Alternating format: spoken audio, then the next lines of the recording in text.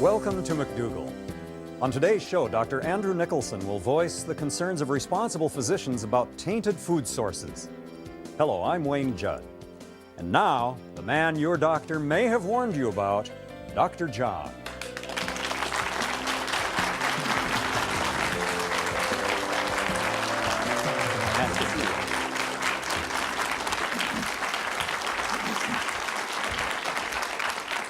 You know, I was listening to the news last night, and a dietitian actually came on the news and said that we need to eat meat to get our protein. Dietitian said that. A dietitian. Can you believe that in this day and age that they would be so backward as to still be teaching that message? Well, that person hasn't been watching our show. Well, not only that, but did you come from a time when you believed that you had to eat meat to get protein? Absolutely. In fact, my father was a God-fearing man who read the Old Testament, and he said that it was a command that you were to eat meat. He said it says clearly in the Bible that this and this and this thou shalt not eat, but he said this and this and this, which of course were the so-called clean meats of the Jewish tradition, thou shalt eat. He said it was a commandment of God. And he was happy about that. He was a man who brought home the bacon to him. He was a farmer. No bacon, but we had plenty of beef. People believed that meat is absolutely necessary. It's kind of the American way. It's our birthright to eat all that meat. And first of all, the truth is we don't have to have the meat to get the protein. And we should be able to figure that out. If we just looked around the world, we see lots of nations of people who consume diets with very little meat and sometimes no meat at all, for example, in Asian and African countries. What do they eat? They eat rice, corn, potatoes. That's protein? Some beans. Yes, matter of fact, it's a lot of protein. What does a potato have? Potato has, well, let me give you a good example of how much... I think that's the bread of the gods, frankly. So I love potatoes. Let me give you an example of how easy it is to get protein. What's the time in life when you grow the most? When you're a baby. When you're small. Yeah, when you're a little baby. You double in size the first 2 years of your life. Okay. What's the ideal food for little babies? Mother's milk. You got it. Mother's milk is 5% protein. Potatoes are 11% protein. Rice is 8% protein. Bread is 14% protein. Beans, peas, and lentils are 28% protein. It is impossible to design a protein-deficient diet. Look, you can grow hippopotamuses, giraffes, elephants on plants. You ought to be able to grow puny little human beings on plants and get plenty of protein. The problem, Wayne, is this. We take this message to the extreme and we get extra protein. All the protein we can possibly get in, just like your dad taught. Right. That's harmful. Is that bad? Why is it bad? Because that extra protein causes a burden on the body. It causes the liver to overwork. It actually will damage the liver. And somebody who already has liver damage, it'll cause the liver to actually deteriorate faster. And the same thing with the kidneys. I thought the body just, I've always believed my body could just get rid of what it doesn't need. I bet you too many vitamins, too many. I take vitamins for people over 50. Ugh. I bet you used to believe that all that protein would even go into your muscles and make you look like a bodybuilder, didn't you? Yes, I did. But I won't ask you to take off your shirt. Well, I never drove any girls crazy, I'll say that right now. That excess protein also, it causes the body to change its mineral balance, and you lose tremendous amounts of calcium into your kidney tract. And as a consequence, you end up causing osteoporosis. It is the cause of osteoporosis, excess protein, particularly animal protein, and also kidney stones. So it's important that people get the message correct on protein. You can't design a protein-deficient diet based on vegetables and fruits, and you can design a diet that is excess in protein very easily, so people need to be very careful. But it's no fun, is it? Yes, John, it is fun. Those are good foods. We'll get to that later. Okay. And we'll be back in a moment with Dr. Andrew Nicholson.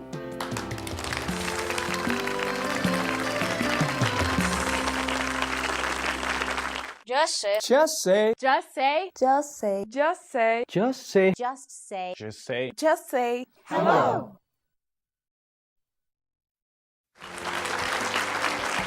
And welcome back. I spent 6 years in my town of Santa Rosa, California, talking to people in lectures, talking on the radio, really expressing my message in the community. But you know that my fellow physicians would not invite me to address them at medical conferences.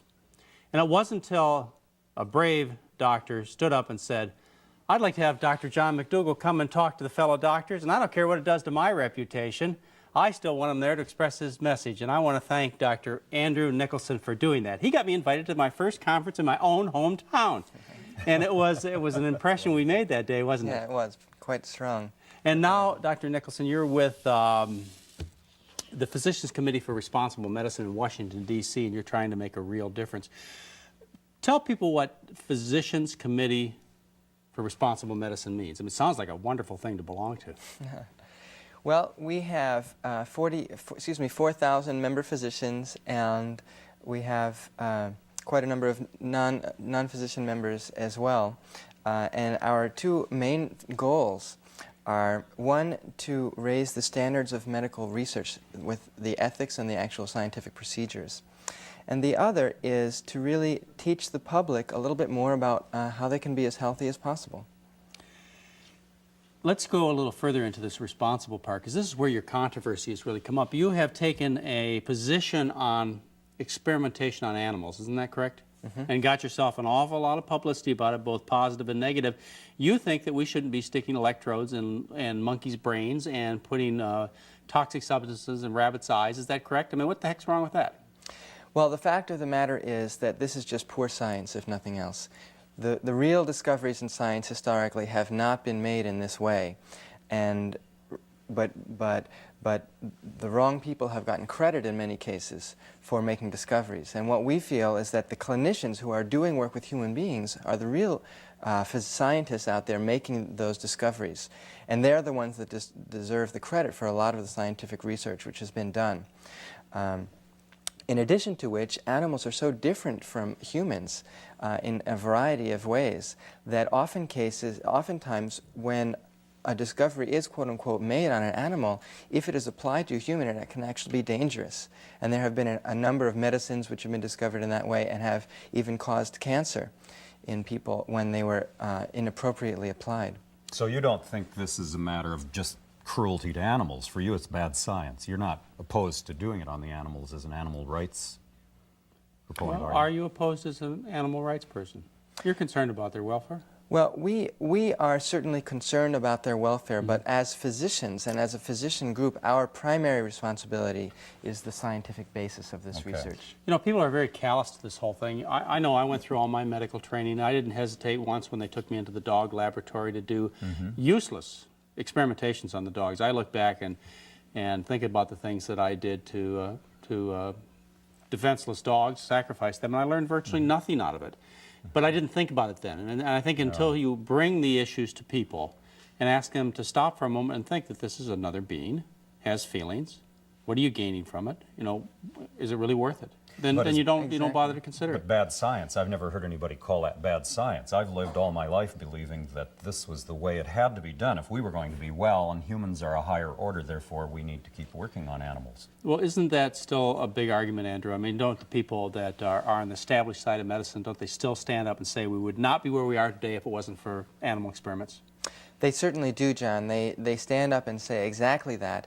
And what we try to educate the public on, if we're not able to have an impact on certain numbers of physicians, is that this is not the case. That the real research, that if you read the New England Journal of Medicine on any particular day, the real important discoveries are always clinical.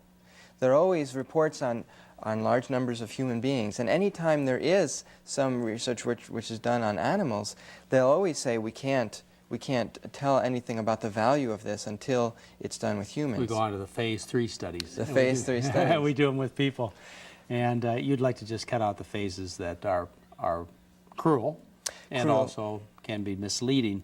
And you got a lot of attention. As a matter of fact, it's becoming a very emotional issue all over the country. But you've also had criticism because when you try and present good science to people, they just go back and they call you an animal rights activist, label you with names. Absolutely.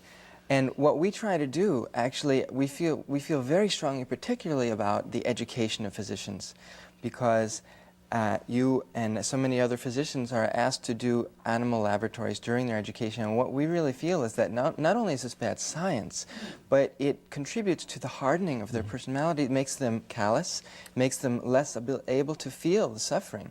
And the medical education process itself is a process of making physicians much less able to feel the suffering of their patients.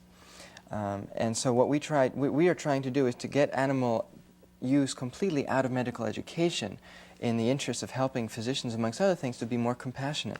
Well, this is the more controversial side that you folks are known for in the Physicians Committee for Responsible Medicine. But there's another side that I bet a lot of folks don't know about, the fact that you proposed the new basic 4 food groups that didn't include the dairy and the meat, and that you've also tried to get public interest in issues such as breast cancer, and get the school children involved in better nutrition, better lunches in the schools. And so what I want to do is I want to talk to you about those particular advancements. We won't have the controversy around that. Everybody's in favor of better health for children, women, and men across the country. And so we'll get to that when we get back. My guest, Dr. Andrew Nicholson, and we'll be back with you in just a moment.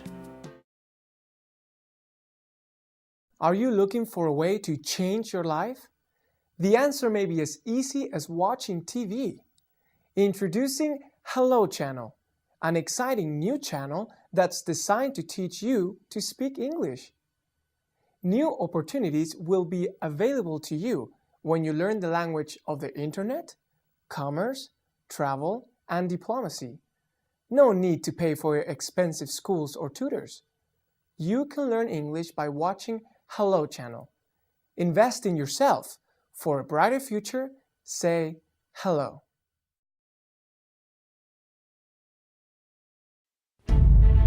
We know where they've taken her. In a defining time, amid a noble quest, a bond is forged.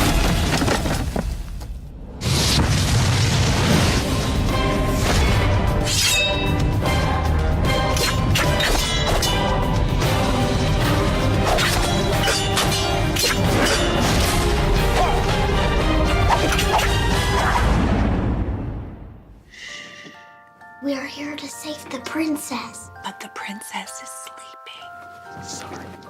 Imagine what a little time can do for your family.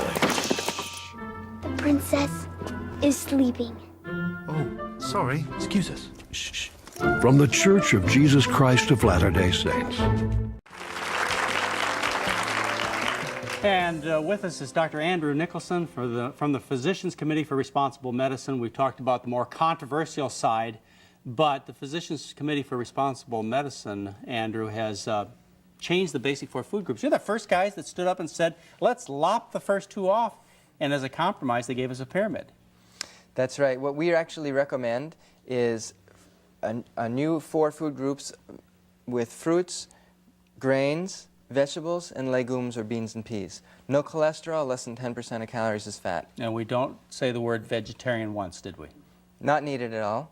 Because that brings out a lot of emotional reaction in people, too. Although it's certainly becoming more acceptable, I should say. I think in the last 5 years, the V word has become less controversial than it once was, and more acceptable to use. But so what we recommend is this kind of diet. And for example, you were mentioning before with the school children, historically, the USDA has provided school kids with a whopping 37 to 40% of calories as fat. And as you know, coronary artery disease, amongst other diseases, begins in childhood. And children who have died at the age of 3 years of age in car accidents, when their coronary arteries are examined, they're actually able to find the beginnings of those plaques at that time. Well, the school board, United States Department of Agriculture, they give kids fruits and vegetables. They give them ketchup. Right, and we're talking about... Didn't they list ketchup as part of the fruit and vegetable group? They certainly did. Are you going to tell me ketchup is bad?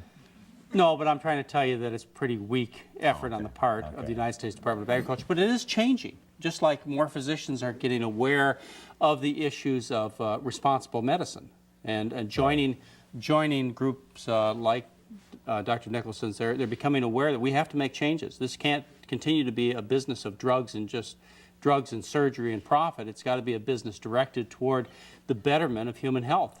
And so lots of doctors are joining the bandwagon, and the United States Department of Agriculture and many of the school boards are also realizing that the efforts they've made are insignificant. We have to make changes.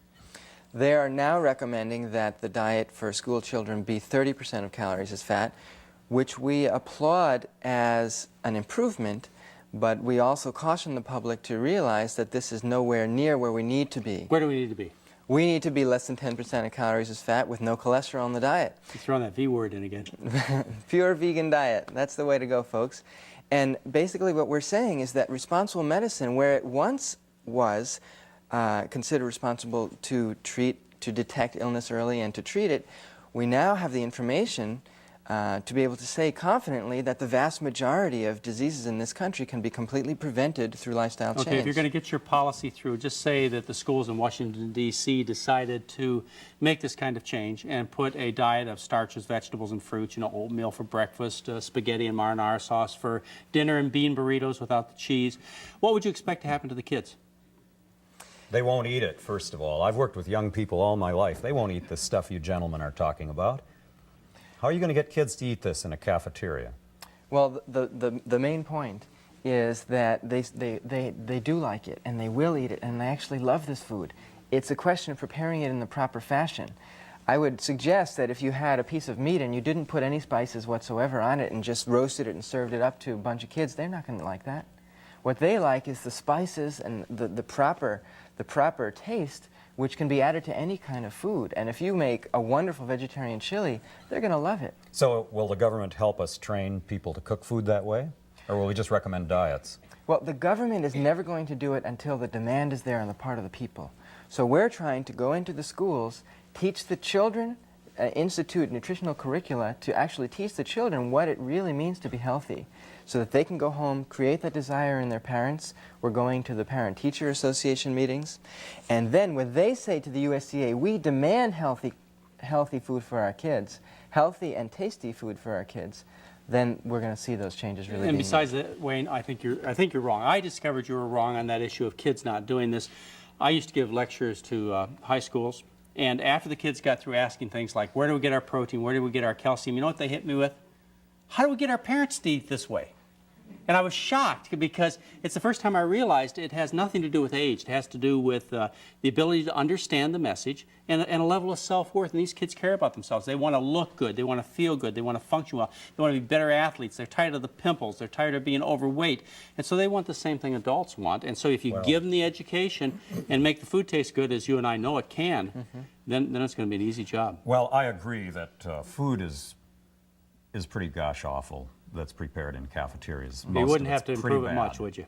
A little improvement would probably go a long ways. But I know that typically the campus where I work when I'm not doing this, it's emptied every lunch, and yet there's nice, supposedly healthful food being served. That could be debated too after listening to Dr. Well, that's John one of the excuses that they give for bringing in our fast food restaurants, not only into our schools, but into our hospitals. Absolutely. Is they say, and of course this is equivalent to putting cigarette machines back into hospitals to bring the fast food restaurants with their cholesterol and fat and high oil diets no question. into a hospital. So, having that excuse that people are too stupid and too disinterested in themselves to make a dietary change is one that's got to be stopped. People care. It's really the dollars, the business part of it that sends these unhealthy institutions into our schools and into our hospitals and other parts of our community. We've got to stop this, and you guys are doing it. Absolutely. Making a difference. And the Physicians Committee for Responsible Medicine is an organization that it stands up and says, this is what we're all about, folks, and you can change, you can make a difference. Dr. Nicholson will be back with us. Join us in just a moment.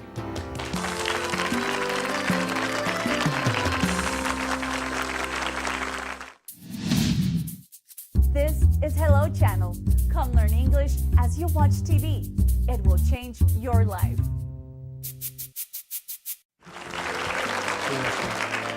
We're talking with Dr. Andrew Nicholson from the Physicians Committee for Responsible Medicine. You've had I was shocked when you told me this, an opportunity you just had. You went to Cuba? That's right, John. There is an international surgery conference every year in Cuba, and I read the invitation several months ago that there was going to be this conference primarily with endocrinologists and surgeons, other high-tech review of procedures like laparoscopy, but they also talked about early treatment of breast cancer and detection and prevention, which interests me, which is one of my main interests. So I sent them a letter saying, I can do a paper for you on diet and the prevention and treatment of breast cancer. Mm-hmm. And I was stunned, but they invited me to be one of the main speakers at the conference. I went down to La Havana, and presented in Spanish a conference on how people can actually avoid getting breast cancer by eating properly in front of 500 surgeons, and they loved it. It was incredible. Not controversy. In fact, I bet this would really shock our audience to know that when a doctor stands up and talks about diet being the cause, and also should be involved in the treatment of breast cancer, that the room is silent. People don't stand up and scream at you, do they? No, they're very, very impressed. And they're interested in the information, and I think that initially people who weren't involved in the business would expect otherwise. They'd expect their family doctor to stand up and say, "What are you telling us? What are you telling us for? This can't possibly be true." But this is good science, and doctors are very interested.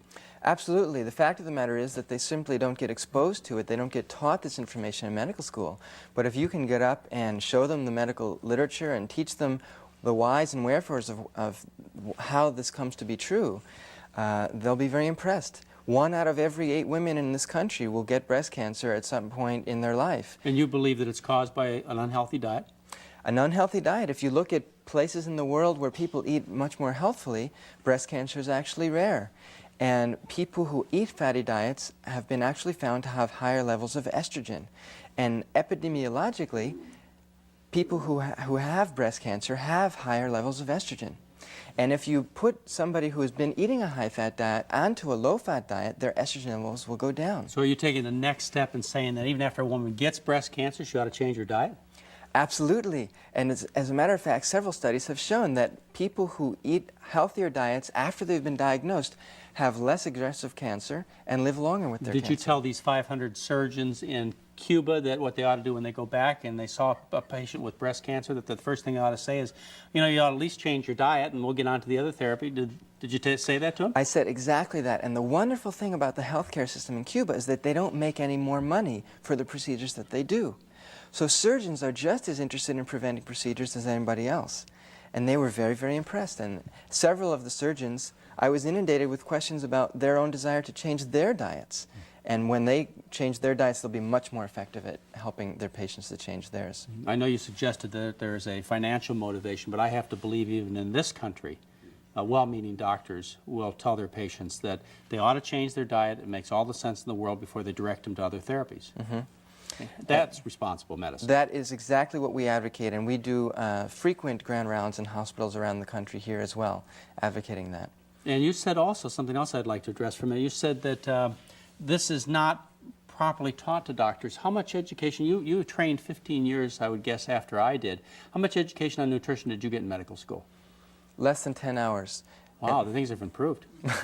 Yeah, that's 4 years. I got 1 hour. So things are getting 10 times as good. Right. Well, what we were taught in our biochemistry class about the deficiencies. If you don't ever eat vitamin C and how you can get scurvy and what the exact biochemical pathways are. And of course, as you know, the real diseases are diseases of excess, and we didn't learn anything about that. Right. Excess cholesterol, excess fat, excess salt. We don't see beriberi, scurvy, or pellagra, do we? Rare. I've never seen it. Now, what are you gentlemen doing to make sure we get that into medical curricula? Have you been working at that? Is there any hope for the future?